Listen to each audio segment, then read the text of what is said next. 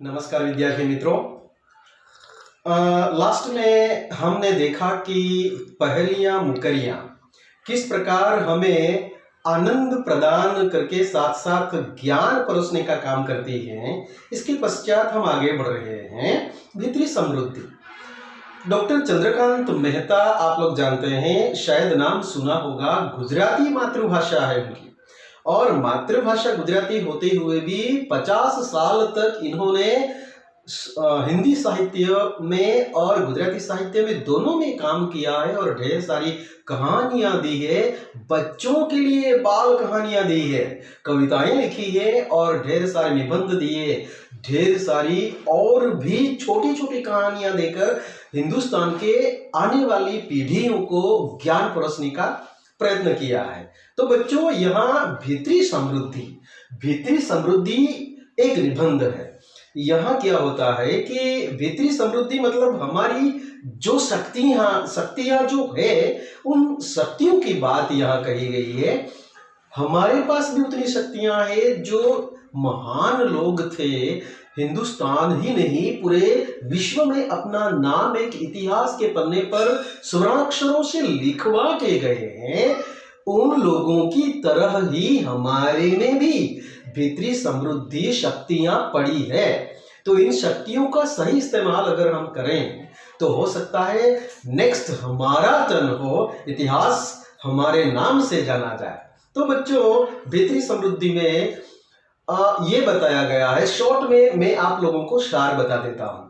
सार क्या है, बोध क्या है कि दिन रात मेहनत करते हैं हम लोग, दिन रात परिश्रम करके, संघर्ष करके, अनेक प्रकार से मुसीबतें झेल कर सुख प्रदान करने की कोशिश करते हैं। संपत्ति कुछ बनाते हैं, कुछ प्रॉपर्टी बना लेते हैं हम, लेकिन वो प्रॉपर्टी हमेशा नहीं रहती, कुछ समय तक ही सीमित रहती है। या तो वो दूसरों के हाथ में जब पड़ जाती है, हमारे लोगों के सिवा, तो हो सकता है वह शायद ही सफल होती है, यानी कि मेहनत का फल उस वक्त नहीं मिलता।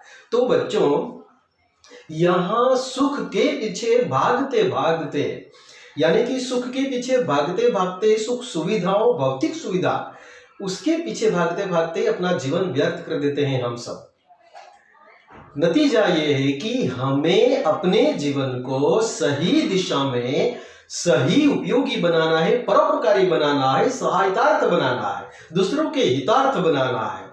उदारता एवं त्याग में ही सही हमारा जीवन का ध्येय है। उदारता और त्याग, ये जीवन का सार है बच्चों। तो बात यही बताई गई है। जब द्रव्य भक्ति बढ़ जाती है तब जीवन भक्ति कम हो जाती है। बहुत ही बढ़िया बात लेखक ने बता दी। द्रव्य भक्ति बढ़ जाती है, यानी कुछ पाने की तमन्ना, ये चाहिए मुझे, वो चाहिए, बहुत ही परिश्रम करते रहते हैं। परिश्रम करते करते करते सुख के पीछे भागना, सुख के पीछे जब हम भागते हैं उसे ही द्रव्य भक्ति कही है। जब द्रव्य भक्ति बढ़ जाती है तो जीवन भक्ति कम हो जाती है, जीवन की ओर हम ध्यान नहीं देते, हमारा जीवन व्यर्थ कर देते हैं। बहुत ही बढ़िया बात बता दी कि जब लोग अमीर बनने के कृत्रिम भाव में कैसे फंस जाते हैं, तब अंतःकरण की अमीरी की सुगंध खो देते हैं। जब पैसों के पीछे इंसान भागने लगता है तो अंतःकरण, हृदय की जो भावनाएं होती हैं, जो फीलिंग्स होती हैं, इनके अलावा अनेक प्रकार की जो हमारे सुख प्रदान करने वाली जो भावनाएं हैं, उन भावनाओं का नाश होता है। जब द्रव्य भक्ति बढ़ती है तब, द्रव्य मतलब सोना चांदी, पैसे, शॉर्टकट में देखा जाए तो धन, ठीक है। धन के लिए जब हम उतावले होकर कोशिश करते हैं पाने के लिए, तो जीवन भक्ति कम हो जाती है। बहुत ही अच्छी बात बता दी कि इंसानियत जो है, हमारे अंतःकरण के भाव जो है, व्यवहार को हम या सादगी के गुणों को हम खो देते हैं। तृष्णा तो परंपरागत डाकुरानी है। तृष्णा को परंपरागत डाकुरानी कहा गया क्योंकि तृष्णा, भूख, एक प्यास कभी मिटती नहीं। जितना चाहे आंखें कभी संतोष नहीं मानती। थाली में जो भी कुछ दिया जाए वो भी कम लगता है, जितनी संपत्ति आप लोगों को दी जाए वो भी कम लगेगी। आने दो, और मुझे चाहिए, और मुझे चाहिए, और इसी के बीच अपने जीवन का ध्येय हम भूल जाते हैं और जीवन बर्बाद कर देते हैं। इसीलिए परंपरागत डाकू रानी कहा गया तृष्णा को, प्यास, भूख। तो जब तृष्णाएं बढ़ती है तो मनुष्य की नेकी के समाप्त होने में देरी नहीं लगती। बच्चों, बहुत ही अच्छी बात चंद्रकांत मेहता ने बता दी। नेकी, जो अच्छापन, जो ईमानदारी का गुण है, वो जब समाप्त हो जाए तो इंसानियत भी मान लो समाप्त होते देर नहीं लगती। इंसानियत जो है समाप्त होते देर नहीं लगती, समाप्त हो जाती है इंसानियत भी। इंसान फिर पत्थर दिली या तो फिर आधुनिक युग के कंप्यूटर के यंत्र की भांति हो जाता है और पैसों के पीछे भागता रहता है। मनुष्य के लिए जीना कोई मुश्किल काम नहीं है, बहुत ही बड़ी बात। मनुष्य के लिए जीना कोई मुश्किल काम नहीं है, हाँ, पर पवित्रता पूर्वक जीना अवश्य ही मुश्किल है। जीना कोई मुश्किल काम नहीं है, लेकिन पवित्रता पूर्वक जीना मुश्किल काम है। अच्छी तरह से लोगों के साथ, अच्छे गुणों के साथ जीना मुश्किल काम है, यह चंद्रकांत मेहता बता रहे हैं।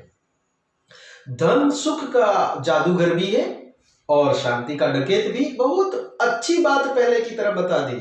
देखिए, धन जो है वह सुख का जादूगर भी है और शांति का डकैत। धन जब मिलता है तो सुख ही सुख, लेकिन हमारी शांति नष्ट हो जाती है, शांति को चुरा लेता है, इसीलिए डकैत कहा गया, डाकू, डकैत कहा गया। फिर तभी जब ये सब होता है, अभी तक किसी कोई भी दर्जी ऐसा अंगरखा नहीं सिल पाया बच्चों कि जिसे पहनकर तृष्णातुर मनुष्य चैन की सांस ले सके। बहुत ही अच्छी बात। ऐसा कोई नाप लेकर ये शर्ट नहीं सिल पाया कोई अब तक, कोई दर्जी ऐसा कि वह पहन ले इंसान और संतोष मान ले। ऐसा कोई अंगरखा नहीं है, कोई शर्ट नहीं बनी कि उसे पहन ले और उसकी सारी समस्याएं हल हो जाए। इंदिरा गांधी जी कहती थी, हमारी प्रधानमंत्री थी, वो नारियों की बहुत ही बढ़िया उदाहरण रही है। उन्होंने बात बताई थी कि मेरे पास ऐसी कोई जादुई लकड़ी नहीं है जिसे मैं घुमा दूं और हिंदुस्तान की गरीबी मिट जाए। परिश्रम, संघर्ष करना ही हमारे लिए हमारा जीवन का उद्देश्य है। तो बच्चों, परिश्रम के बगैर कोई भी लक्ष्य पार नहीं होता, याद रहे। तो कहा जाता है कि पंपी नगर के खंडहरों में खुदाई करते वक्त एक नरकंकाल प्राप्त हुआ था। पंपी नगर आप लोग जानते हैं, बहुत ही पुराना नगर। खुदाई जब की थी तब ये नगर मिलकर आया था और उसमें ढेर सारे कंकाल थे, इसमें एक नरकंकाल मिला था। तो क्या हुआ था देखते हैं। उसकी मुट्ठी खोलने में काफी परेशानी हुई, बहुत ही, उसकी मुट्ठी बहुत ही बंद थी, उसकी मुट्ठी खोलने में बहुत ही परेशानी हुई थी लोगों को। मुट्ठी खुलने के बाद पता चला कि मृत व्यक्ति ने अपने हाथ में सोना पकड़ रखा था। बहुत ही ताज्जुब की बात है कि जो लाश मिली थी, मतलब वो ढांचा मिला था, कंकाल मिला था, कंकाल की मुट्ठी बंद थी, उसे खोलने में बहुत ही दिक्कत हुई।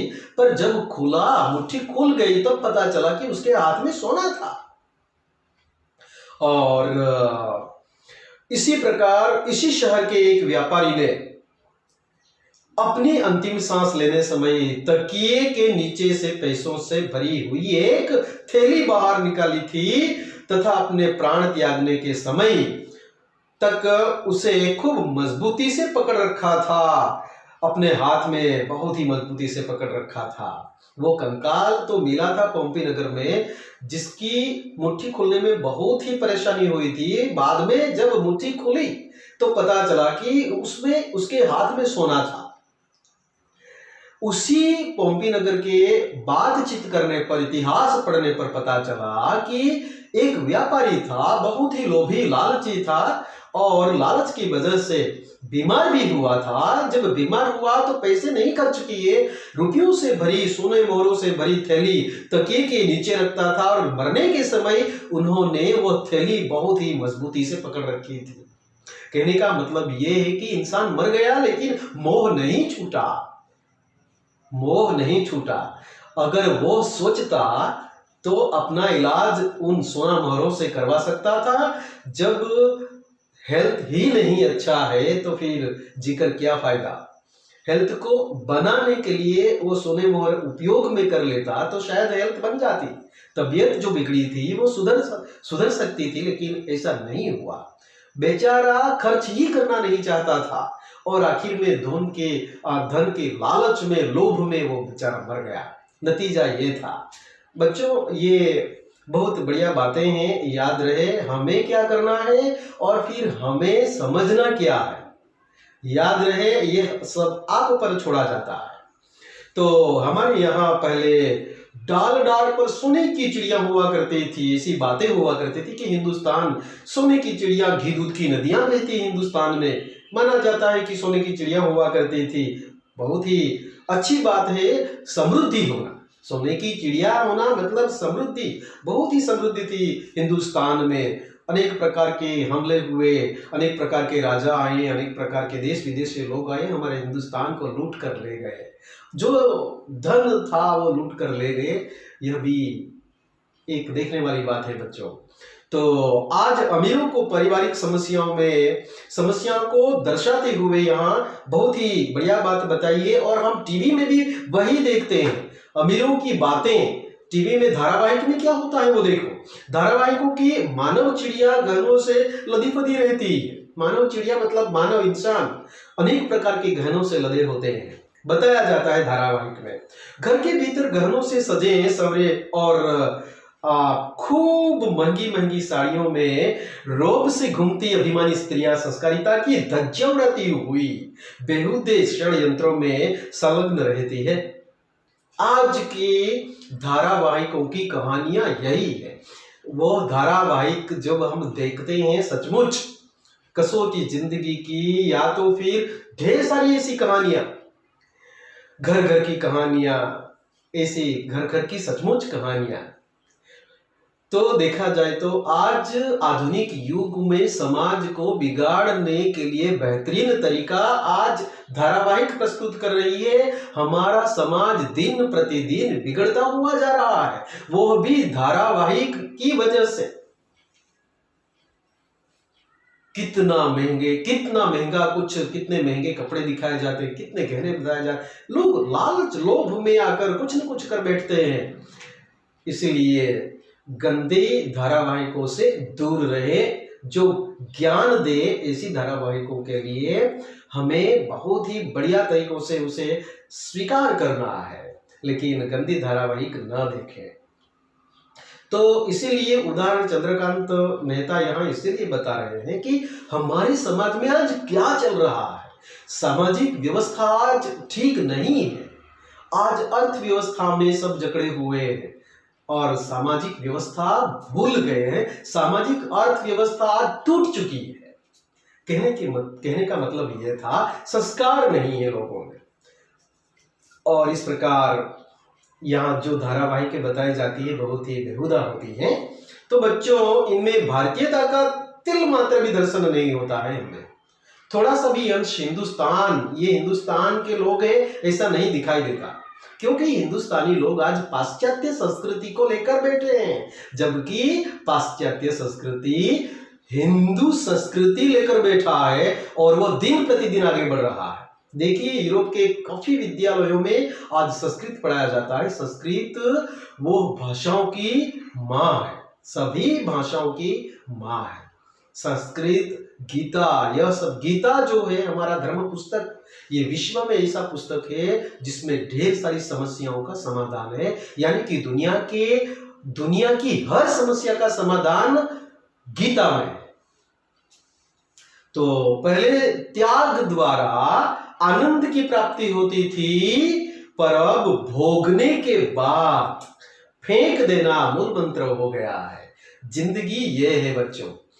पहले त्याग दिया जाता था, त्याग त्याग करते थे लोग। बुद्ध भगवान जानते हैं, महावीर स्वामी जानते हैं, सम्राट अशोक को जानते हैं आप लोग, और ऐसे कई लोग आप लोग जानते हैं जो संसार का त्याग इन्होंने कर दिया। अपनी बेहतरीन जिंदगी को भूल कर वो अकेलापन यानी कि जंगल में जाकर झोपड़ी बना कर रहे और अपनी जिंदगी अच्छी तरह से उन्होंने यह सब जो सांसारिक सुख थे वो छोड़ दी और वैराग्य धारण कर लिया इन्होंने, संसार से मुक्ति कर ले ली। फिर जितना बेहतरीन जीना वे सीखे वो बेहतर ही बनाते गए। तो बच्चों, भोगने के बाद आज फेंक देना ये मूल मंत्र हो गया है। इसीलिए याद रहे, संस्कार न भूले। संस्कार ही हमारी सही संपत्ति है, आदर्श ही हमारे सही संपत्ति है, हमारी सही संपत्ति है, याद रहे। धन्यवाद।